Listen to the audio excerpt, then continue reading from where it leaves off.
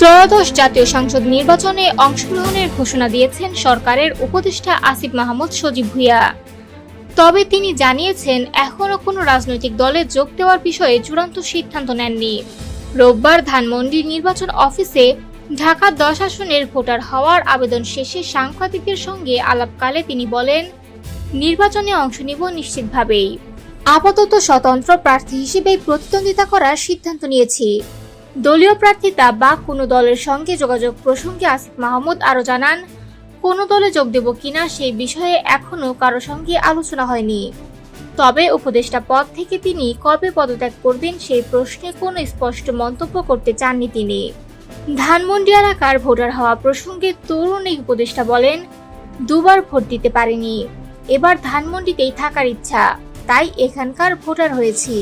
উল্লেখ্য, ঢাকা 10 আসনটি Dhanmondi, new market, কলাবাগান ও হাজারীবাগ থানা নিয়ে গঠিত।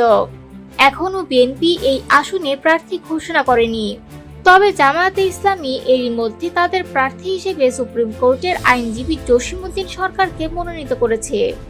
এর আগে আসিফ মাহমুদ ছিলেন কুমিল্লা 3 আসনের ভোটার। সেই সময় ধারণা করা হয়েছিল তিনি সেখান থেকেই নির্বাচন করবেন, কিন্তু সাম্প্রতিক সময়ে রাজনৈতিক মহলে গুঞ্জন ছড়ায় বিএনপির সঙ্গে আসন সমঝোতা হলে তিনি সরকার থেকে পদত্যাগ করে ঢাকা 10 আসনে প্রার্থী হতে পারেন।